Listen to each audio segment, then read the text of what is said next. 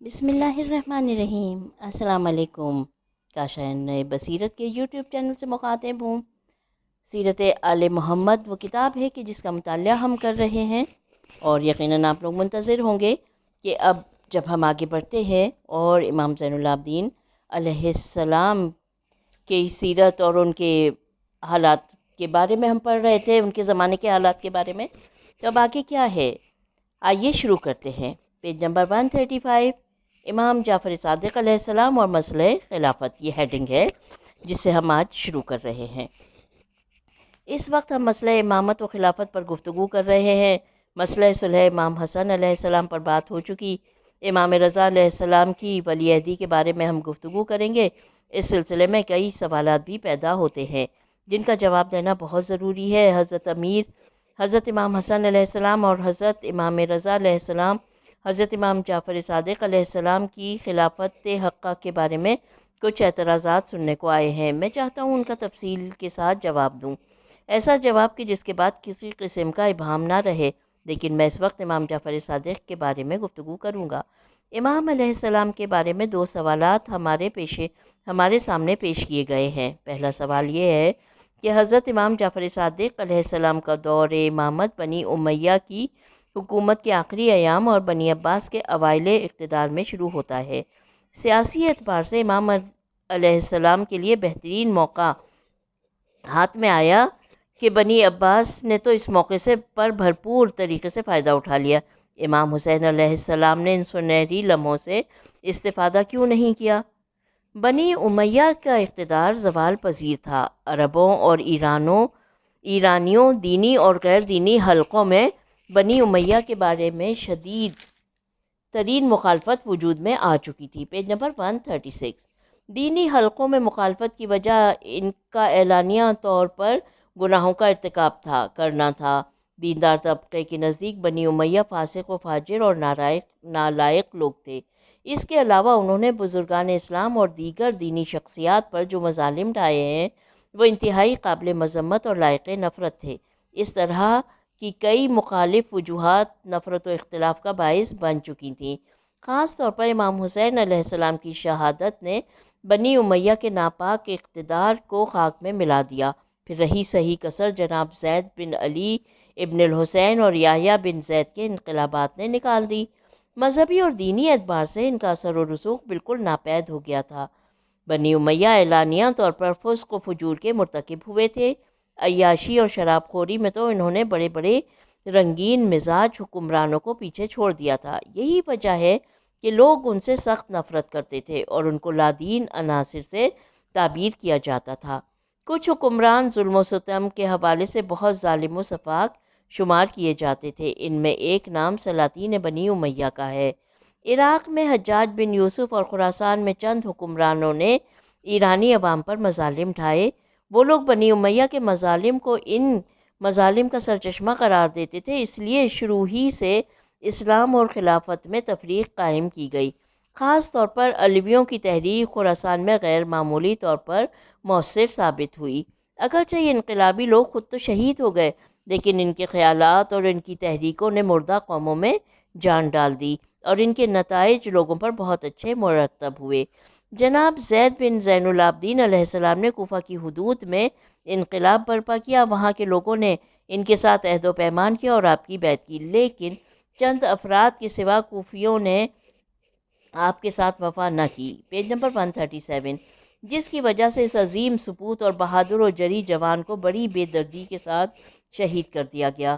ان ظالموں نے آپ کی قبر پر 2 مرتبہ پانی چھوڑ دیا تاکہ لوگوں کو آپ کی قبر مبارک کے بارے میں پتہ نہ چل سکے، لیکن وہ چند دنوں کے بعد پھر آئے اور قبر کو کھود کر جناب زید کی لاش کو سولی پر لٹکا دیا اور کچھ دنوں تک اسی حالت میں لٹکتی رہی اور وہیں پر وہ لاش خشک ہو گئی۔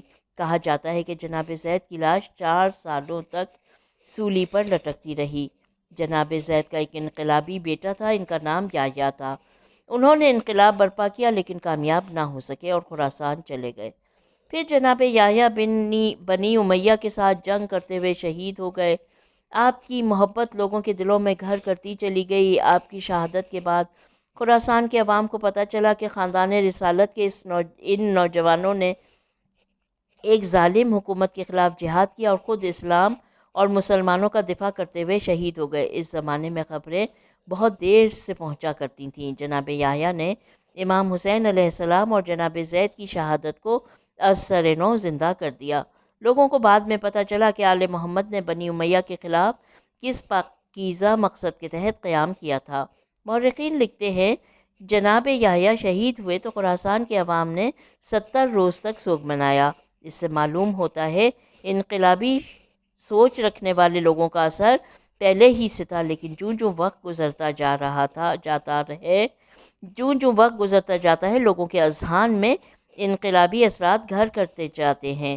ایک انقلاب اپنے اندر کئی انقلاب رکھتا ہے۔ بہرحال خراسان کی سرزمین ایک بڑے انقلاب کے لیے سازگار ہو گئی۔ لوگ بنی امیہ کے خلاف کھلے عام نفرت کرنے لگے۔ پیج نمبر 138 بنی امیہ کے خلاف عوامی رد عمل اور بنی عباس۔ بنو عباس نے سیاسی حالات سے فائدہ اٹھاتے ہوئے خود کو خوب مستحکم و مضبوط کیا۔ یہ 3 بھائی تھے۔ ان کے نام یہ ہیں: ابراہیم، امام ابو العباس صفا اور ابو جعفر منصور۔ یہ تینوں عباس بن عبد المطلب کی اولاد سے ہیں۔ یہ عبداللہ کے بیٹے تھے۔ عبداللہ بن عباس کا شمار حضرت علی علیہ السلام کے اصحاب میں سے ہوتا ہے۔ اس کا علی نام سے ایک بیٹا تھا اور علی کے بیٹے کا نام عبداللہ تھا۔ پھر عبداللہ کے 3 بیٹے تھے: ابراہیم، ابو العباس صفا اور ابو جعفر۔ یہ تینوں بہت ہی باصلاحیت قابل ترین افراد تھے۔ ان تینوں بھائیوں نے بنی امیہ کے آخری دور حکومت میں بھرپور طریقے سے فائدہ اٹھایا۔ وہ اس طرح کہ انہوں نے خفیہ طور پر مبلغین کی ایک جماعت تیار کی اور پس پردہ انقلابی پروگرام تشکیل دینے میں شب و روز مصروف رہے۔ خود حجاز و عراق اور شام میں چھپے رہے۔ ان کے نمائندے اطراف و اکناف میں پھیل کر امویوں کے خلاف پروپیگنڈا کرتے تھے۔ خاص طور پر خراسان میں ایک عجیب قسم کا ماحول بن چکا تھا، لیکن ان کی تحریک کا پس منظر منفی تھا۔ یہ کسی اچھے انسان کو اپنے ساتھ نہ ملاتے۔ یہ آل محمد کے گھرانے میں صرف ایک شخصیت کا نام استعمال کر کے لوگوں کو اپنی طرف متوجہ کرتے۔ اس سے معلوم ہوا کہ عوام کی توجہ کا مرکز آل محمد ہی تھے۔ ان عباسیوں نے ایک کھیل کھیلا کہ ابو مسلم خراسانی کا نام استعمال کیا۔ اس سے ان کا مقصد ایرانی عوام کو اپنی طرف متوجہ کرنا تھا۔ پیج نمبر 139 وہ قومی تعصب پھیلا کر بھی لوگوں کی ہمدردیاں حاصل کرنا چاہتے تھے۔ وقت کی قلت کے پیش نظر میں اس مسئلے پر مزید روشنی نہیں ڈالنا چاہتا، البتہ میرے اس مدعا پر تاریخی شواہد ضرور موجود ہیں۔ ان کو بھی لوگ بالکل پسند نہیں کرتے تھے، لیکن بنی امیہ سے نجات حاصل کرنے کے لیے وہ ان کو اقتدار پر لے آنا چاہتے تھے۔ بنی امیہ ہر لحاظ سے اپنا مقام کھو چکے تھے۔ اگرچہ بنی امیہ ظاہری طور پر خود کو مسلمان کہلواتے تھے، لیکن ان کا اسلام سے دور تک واسطہ نہ تھا۔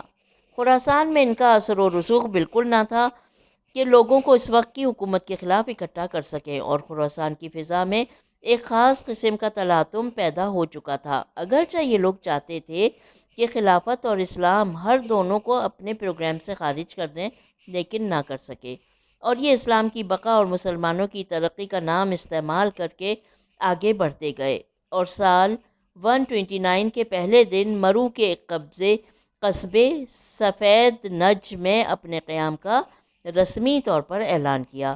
عید الفطر کا دن تھا۔ نماز عید کے بعد اس انقلاب کا اعلان کیا گیا۔ انہوں نے اپنے پرچم پر اس آیت کو تحریر کیا اور اسی آیہ کو اپنے انقلابی اہداف کا موٹو لکھا ہوا یہاں پہ، لیکن موٹیو ہوگا شاید، قرار دیا۔ سورہ حج کی آیت نمبر 39 ہے: جن مسلمانوں سے کفار لڑا کرتے تھے، چونکہ وہ بہت ستائے گئے، اس وجہ سے انہیں بھی جہاد کی اجازت دے دی گئی ہے، اور خدا تو ان لوگوں کی مدد پر یقیناً قادر و توانا ہے۔ میں نے ترجمہ پڑھا۔ پیج نمبر 140 پھر انہوں نے سورہ حجرات کی آیت نمبر 13 کو اپنے منشور میں شامل کیا۔ ارشاد خداوندی ہے: لوگو، ہم نے تو تم سب کو ایک مرد اور ایک عورت سے پیدا کیا، اور ہم نے تمہارے قبیلے اور برادریاں بنائیں تاکہ ایک دوسرے کو شناخت کر سکیں۔ اس میں شک نہیں کہ خدا کے نزدیک تم سب سے بڑا عزت دار وہی ہے جو بڑا پرہیزگار ہو۔ یہ بھی میں نے آیت کا ترجمہ پڑھا، سورہ حجرات کی آیت نمبر 13 کا۔ اس آیت سے بنی نوع انسان کو سمجھایا جا رہا ہے کہ اسلام اگر کسی کو دوسرے پر ترجیح دیتا ہے تو وہ اس کا متقی ہونا ہے، کیونکہ اموی خاندان عربوں کو غیر عربوں پر ترجیح دیتے تھے۔ اسلام نے ان کے اس نظریے کی نفی کر کے ایک بار پھر اپنے دستور کی تائید کی ہے کہ خاندانی وجاہت مالی آسودگی کو باعث فخر سمجھنے والوں تقوی ہی معیار انسانیت ہے۔ ایک حدیث ہے، اور اس کو میں نے کتاب اسلام اور ایران کا تقابلی جائزہ میں نقل کیا ہے کہ پیغمبر اکرم صلی اللہ علیہ وسلم نے فرمایا ہے، یا ایک صحابی نے نقل کیا ہے کہ میں نے خواب میں دیکھا کہ سفید رنگ کے گوسفند کالے رنگ کے گوسفند میں داخل ہو گئے اور یہ ایک دوسرے سے ملے ہیں اور اس کے نتیجے میں ان کی اولاد پیدا ہوئی ہے۔ پیغمبر اکرم نے اس خواب کی تعبیر ان الفاظ میں فرمائی کہ اجمی اسلام میں تمہارے ساتھ شرکت کریں گے اور آپ لوگوں میں شادیاں کریں گے، آپ کی عورتیں ان کے مردوں اور ان کی عورتیں آپ کے مردوں کے ساتھ بیاہی جائیں گی۔ پیج نمبر 141، یعنی آپ لوگ ایک دوسرے کے ساتھ رشتے کریں گے۔ میں نے اس جملے سے یہ سمجھا کہ آپ نے فرمایا کہ میں دیکھ رہا ہوں کہ ایک روز تم عجم کے ساتھ اور عجم تمہارے ساتھ اسلام کی خاطر جنگ کریں گے، یعنی ایک روز تم عجم کے ساتھ جنگ کر کے انہیں مسلمان کریں گے اور ایک روز عجم تمہارے ساتھ لڑیں گے اور تمہیں اسلام کی طرف لوٹائیں گے۔ اس حدیث کا مفہوم یہی ہے کہ اس قسم کا انقلاب آئے گا۔ بنی عباس انتہائی مضبوط پروگرام اور ٹھوس پالیسی پر عمل کرتے ہوئے تحریک کو پروان چڑھا رہے تھے۔ ان کا طریقہ کار بہت عمدہ اور منظم تھا۔ انہوں نے ابو مسلم کو خراسان اپنے مقصد کی تکمیل کے لیے بھیجا تھا۔ وہ یہ ہرگز نہیں چاہتے تھے کہ انقلاب ابو مسلم کے نام پر کامیاب ہو، بلکہ انہوں نے چند مبلغوں کو خراسان بھیجا کہ جا کر لوگوں میں اچھے انداز میں تقریریں کر کے عوام کو امویوں کے خلاف اور عباسیوں کے حق میں جمع کریں۔ ابو مسلم کے نسب کے بارے میں آج تک معلوم نہیں ہو سکا۔ تاریخ میں تو یہاں تک بھی پتہ نہیں ہے کہ ابو مسلم ایرانی تھے یا عربی۔ پھر اگر ایرانی تھے تو پھر کیا اصفہانی تھے یا خراسانی؟ وہ ایک غلام تھا۔ اس کی عمر 24 برس کی تھی کہ ابراہیم امام نے اس کی غیر معمولی صلاحیتوں کو بھانپ لیا اور اس کو تبلیغ کے لیے خراسان روانہ کیا تاکہ وہ خراسان کے عوام کے اندر ایک انقلاب برپا کر دے۔ اس نوجوان میں قائدانہ صلاحیتیں بھرپور طریقے سے موجود تھیں۔ یہ شخص سیاسی لحاظ سے تو خاصا باصلاحیت تھا، لیکن حقیقت میں بہت برا انسان تھا۔ اس میں انسانیت کی بو تک نہ آتی تھی۔ ابو مسلم حجاج بن یوسف کی مانند تھا۔ اگر عرب حجاج پر فخر کرتے ہیں تو ہم بھی ابو مسلم پر فخر کرتے ہیں۔ Page number 142۔ حجاج بہت زیرک اور ہوشیار انسان تھا۔ اس میں قائدانہ صلاحیتیں کوٹ کوٹ کر بھری ہوئی تھیں، لیکن وہ انسانیت کے حوالے سے بہت ہی پست اور کمینہ شخص تھا۔ اس نے اپنے زمانہ اقتدار میں 20,000 آدمی قتل کیے، اور ابو مسلم کے بارے میں مشہور ہے کہ اس نے 6 لاکھ آدمی قتل کیے۔ اس نے معمولی بات پر اپنے قریبی دوستوں کو بھی موت کے گھاٹ اتار دیا، اور اس نے یہ نہیں دیکھا کہ یہ ایرانی ہے یا عربی کہ ہم کہہ سکیں کہ وہ قومی تعصب رکھتا تھا۔ میں نہیں سمجھتا کہ حضرت امام جعفر صادق علیہ السلام نے اس تحریک میں کسی قسم کی مداخلت کی ہو، لیکن بنو عباس نے بڑھ چڑھ کر حصہ لیا۔ ان کا یہ نعرہ تھا کہ وہ بنو امیہ سے خلافت ہر صورت میں لے کر رہیں گے۔ اس کے لیے وہ کسی قسم کی قربانی سے دریغ نہیں کریں گے۔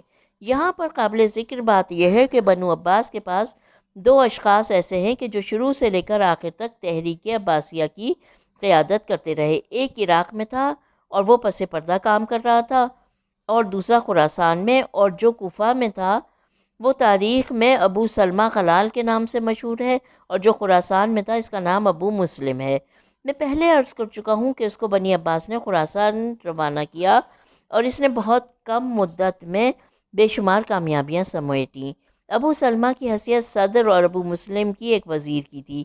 یہ پڑھا لکھا شخص، سمجھدار سیاستدان اور بہترین منتظم تھا۔ گفتگو کرتے وقت دوسروں کو متاثر کر دیتا تھا۔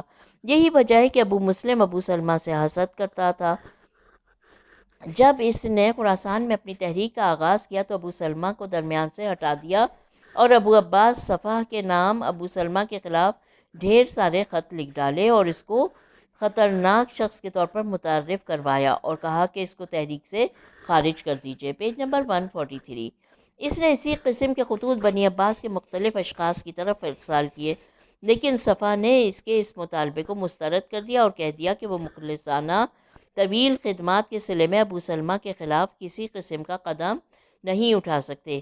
پھر اعتراض کرنے والوں نے صفا سے شکایت کی کہ ابو سلمہ اندر سے کچھ ہے اور باہر سے کچھ اور۔ وہ چاہتا ہے کہ آل عباس سے خلافت لے کے آل ابی طالب کے حوالے کرے۔ یہ سن کر صفا نے کہا، مجھ پر اس قسم کے الزام کی حقیقت ثابت نہ ہو سکی۔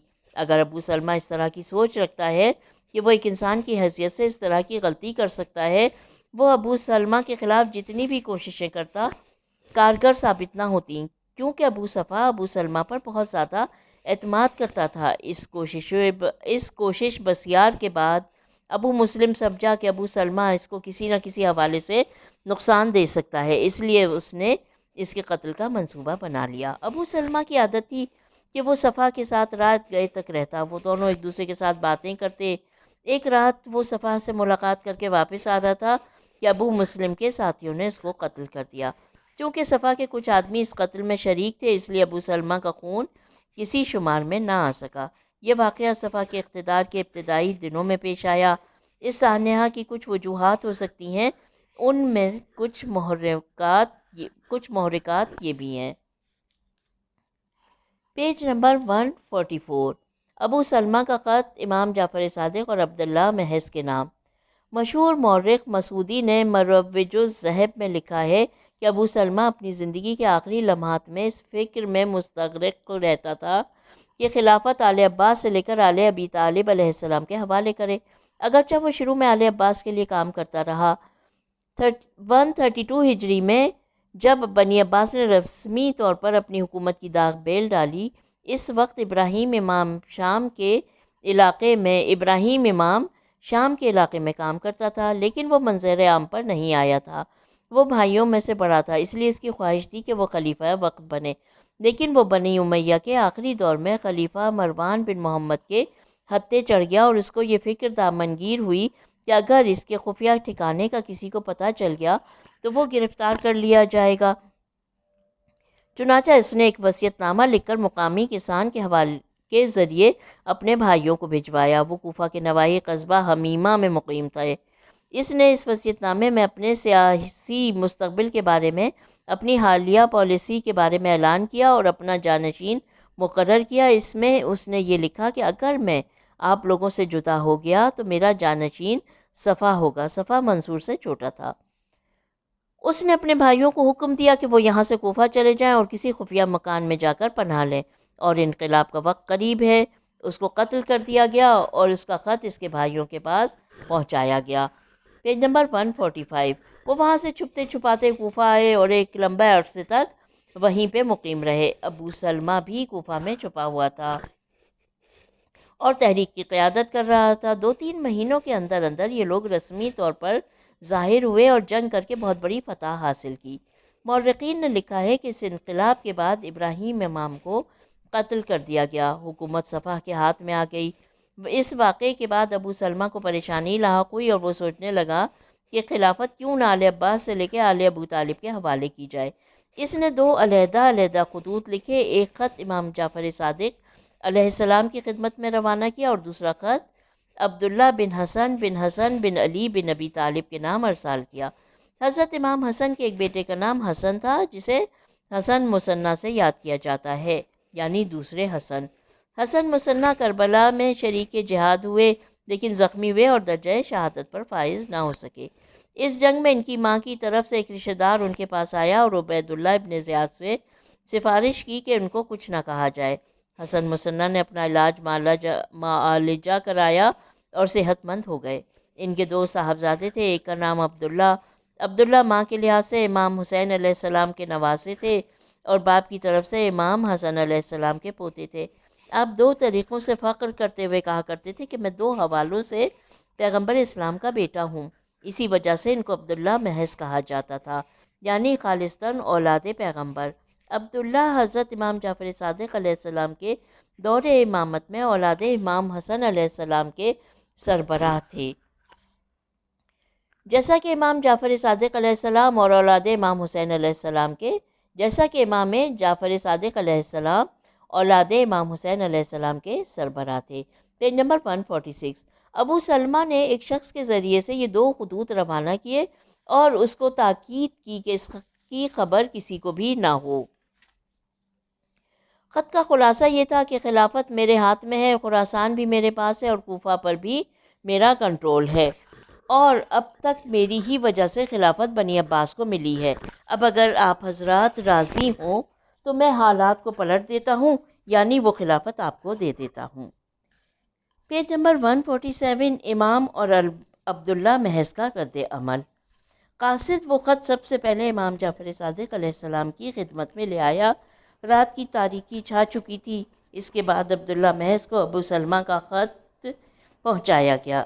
جب اس نے یہ خط حضرت امام جعفر صادق علیہ السلام کی خدمت اقدس میں پیش کیا تو عرض کی، مولا یہ خط آپ کے ماننے والے ابو سلمہ کا ہے۔ حضرت نے فرمایا، ابو سلمہ ہمارا شیعہ نہیں ہے۔ قاصد نے کہا، مجھے ہر صورت میں جواب سے نوازیں۔ قاصد نے کہا آپ مجھے ہر صورت میں جواب سے نوازیں۔ آپ نے چراغ منگوایا۔ آپ نے ابو سلمہ کا خط نہ پڑھا اور اس کے سامنے وہ خط پھاڑ کر جلا دیا اور فرمایا، اپنے دوست یعنی ابو سلمہ سے کہنا کہ اس کا جواب یہی ہے۔ اس کے بعد حضرت نے یہ شعر پڑھا، میں آپ کے سامنے ترجمہ پڑھوں گی اس کا، یعنی آگ کے روشن کرنے والے اور اس کی روشنی سے دوسرے مستفید ہوں۔ اے وہ کہ جو صحرا میں لکڑیاں اکٹھی کرتا ہے اور تو خیال کرتا ہے کہ یہ تو اپنی رسی میں ڈالی ہیں، تجھے یہ خبر نہیں تو نے جتنی بھی لکڑیاں جمع کی ہیں اس کو تیرے دشمن اٹھا کر لے جائیں گے۔ اس شعر سے حضرت کا مقصد یہ تھا کہ ایک شخص محنت کرتا ہے لیکن اس کی محنت سے استفادہ دوسرے لوگ کرتے ہیں۔ گویا آپ کہہ رہے ہیں کہ ام سلمہ جتنا بھی بدبخت شخص ہے، اس نے حکومت کی تشکیل دینے کے لیے بہت زیادہ محنت کی ہے لیکن اس سے فائدہ دوسروں نے اٹھایا ہے۔ Page number 148۔ یا اس شعر کا مطلب یہ تھا کہ اگر ہم خلافت کے لیے محنت کرتے ہیں اور وہ نااہل ہاتھوں میں چلی جاتی ہے، کتنے افسوس اور دکھ کی بات ہے کہ حضرت نے خط کو جلا دیا اور اس قاصد کو جواب نہ دیا۔ ابو سلمہ کا قاصد وہاں سے اٹھا اور عبداللہ محض کے پاس آیا اور ان کو ابو سلمہ کا خط دیا۔ عبداللہ خط کو پڑھ کر بے حد مسرور ہوئے۔ مورخ مسعودی نے لکھا ہے کہ عبداللہ صبح ہوتے ہی اپنے گھوڑے پر سوار ہو کر حضرت امام جعفر صادق علیہ السلام کے در دولت پر آئے۔ امام علیہ السلام نے ان کا احترام کیا۔ حضرت جانتے تھے کہ عبداللہ کے آنے کی وجہ کیا ہے۔ فرمایا، لگتا ہے کہ آپ کوئی نئی خبر لے کر آئے ہیں۔ عبداللہ نے عرض کی، جی ہاں، ایسی خبر کہ جس کی تعریف و توصیف بیان نہ کی جا سکے۔ یہ خط ابو سلمہ نے مجھے بھیجا ہے۔ انہوں نے اس خط میں تحریر کیا ہے کہ خراسان کے تمام شیعہ اس بات پر مکمل طور پر تیار ہیں کہ خلافت و ولایت ہمارے سپرد کر دیں۔ انہوں نے مجھ سے درخواست کی ہے کہ میں ان کی یہ پیشکش قبول کر لوں۔ یہ سن کر امام علیہ السلام نے فرمایا، اردو میں جو ترجمہ ہے میں وہ پڑھوں گی، خراسان والے آپ کے شیعہ کب بنے ہیں؟ کیا آپ نے ابو مسلم کو خراسان بھیجا ہے؟ آپ نے خراسان والوں سے کہا ہے کہ وہ سیاہ لباس پہنے اور ماتمی لباس کو شعار بنائیں۔ کیا یہ خراسان سے آئے ہیں یا لائے گئے ہیں؟ تم تو ایک آدمی کو بھی نہیں پہچانتے۔ Page number 149۔ امام علیہ السلام کی باتیں سن کر عبداللہ ناراض ہو گئے۔ انسان جب کوئی چیز پسند کرے اور اس کی خوشخبری سننے کے بعد کوئی اور بات سننا گوارا نہیں کرتا، گویا یہ انسان کی سرشت میں شامل ہے۔ اس نے حضرت امام جعفر صادق سے بحث کرنی شروع کر دی اور حضرت سے کہا کہ آپ کیا چاہتے ہیں؟ یہ میرے بیٹے محمد کو خلافت دینا چاہتے ہیں۔ آپ نے فرمایا کہ خدا کی قسم، اس امت کا امام مہدی آپ کا بیٹا محمد نہیں ہے۔ اگر اس نے قیام کیا تو قتل کیا جائے گا۔ یہ سن کر عبداللہ اظہار ناراضگی کرتے ہوئے بولا، آپ خواہ مخواہ ہماری مخالفت کر رہے ہیں۔ امام علیہ السلام نے فرمایا، باخدا ہم تمہاری خیر خواہی اور بھلائی کے سوا اور کچھ نہیں چاہتے، آپ کا مقصد کبھی پورا نہیں ہوگا۔ اس کے بعد امام علیہ السلام نے فرمایا، باخدا ابو سلمہ نے بالکل اسی طرح کا خط ہماری طرف بھی روانہ کیا ہے، لیکن ہم نے پڑھنے کی بجائے اس کو آگ میں جلا دیا۔ عبداللہ ناراض ہو کر چلے گئے۔ ان حالات کو دیکھ کر بخوبی اندازہ لگایا جا سکتا ہے کہ اس وقت سیاسی فضا کس قدر مقدر تھی۔ بنی عباس کی تحریک کامیاب ہوتی ہے، ابو مسلم اس وقت خاصا فعال ہو جاتا ہے اور وہ ابو سلمہ جیسے انقلابی شخص کو قتل کروا دیتا ہے۔ صفح بھی اس کی حمایت کرنے لگ جاتا ہے۔ پھر ایسا ہوا کہ ابو سلمہ کا قاصد ابھی مدینے سے کوفہ نہ پہنچا تھا کہ ابو سلمہ کا قتل ہو چکا ہوتا ہے۔ اسی وجہ سے عبداللہ محض کا جواب ابو سلمہ کے ہاتھوں تک نہ پہنچ سکا۔ پیج نمبر 150، ایک تحقیق۔ اس واقعے کو جس خوبی کے ساتھ مسعودی نے لکھا ہے، اتنا اور کسی مورخ نے نہیں لکھا۔ میرے نزدیک ابو سلمہ کا مسئلہ بہت واضح ہے کہ وہ شخص سیاستدان تھا۔ وہ امام جعفر صادق علیہ السلام کے شیعوں میں ہرگز نہ تھا۔ مطلب صاف ظاہر ہے کہ وہ ایک مرتبہ آل عباس کے لیے کام کرتا ہے اور دوسری مرتبہ وہ اپنی پالیسی بدل لیتا ہے۔ دراصل عوام کی اکثریت یہ نہیں چاہتی تھی کہ خلافت خاندان رسالت سے باہر کسی دوسرے شخص کے پاس جائے۔ آل ابی طالب میں دو شخصیات اہم شمار کی جاتی تھیں، ایک حضرت امام جعفر صادق علیہ السلام، دوسرے جناب عبداللہ محض۔ ابو سلمہ ان دونوں شخصیات کے ساتھ دیانتداری اور خلوص کی وجہ سے یہ کام نہیں کر رہا تھا۔ وہ چاہتا تھا کہ خلافت بدلنے سے اس کے ذاتی مفادات محفوظ رہیں۔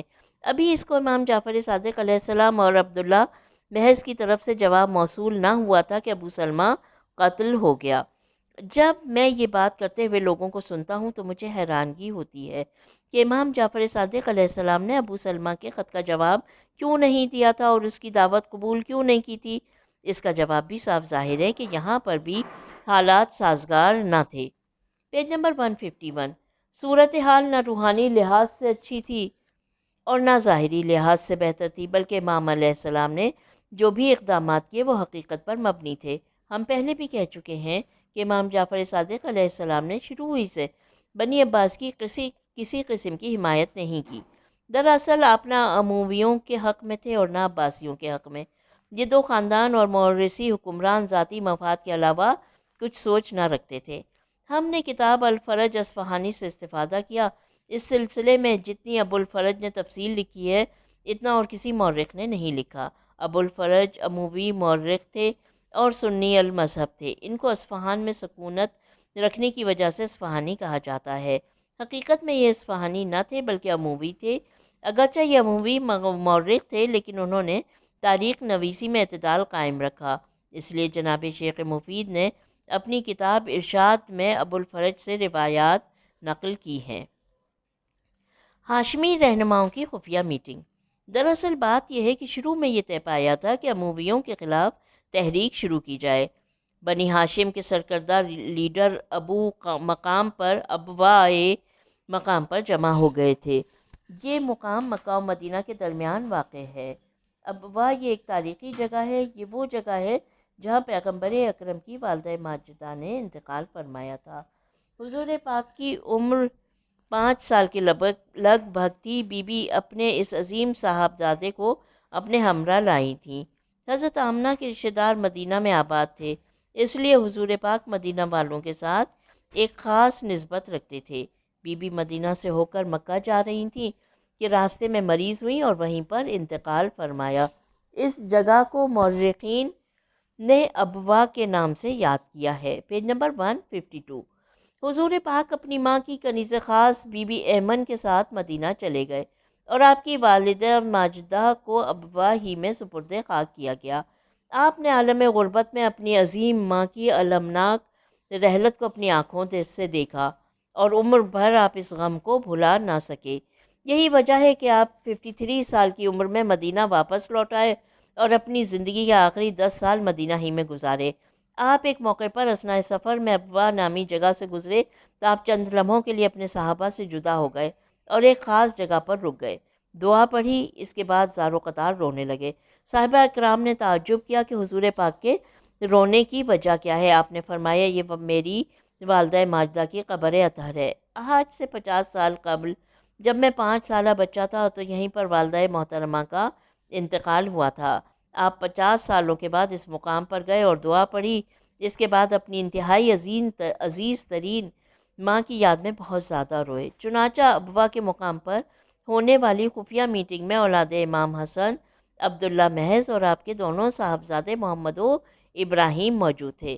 اسی طرح بنی عباس کی نمائندگی کرتے ہوئے ابراہیم امام، ابوالعباس صفا، ابو جعفر منصور اور ان کے چند بزرگوں نے شرکت کی۔ اس وقت عبداللہ محض نے گفتگو کا آغاز کرتے ہوئے کہا کہ اے بنی ہاشم، اس وقت لوگوں کی نگاہیں آپ کی طرف لگی ہوئی ہیں اور عوام کی آپ سے بہت زیادہ امیدیں وابستہ ہیں۔ اللہ تعالیٰ نے آپ کو یہاں پر اکٹھا ہونے کا موقع بخشا ہے، لہٰذا سب مل جل کر اس نوجوان عبداللہ محض کے بیٹے کی بیعت کریں۔ Page number 153۔ ان کو اپنی تحریک کا قائد منتخب کریں اور امویوں کے خلاف وسیع پیمانے پر جنگ کا آغاز کریں۔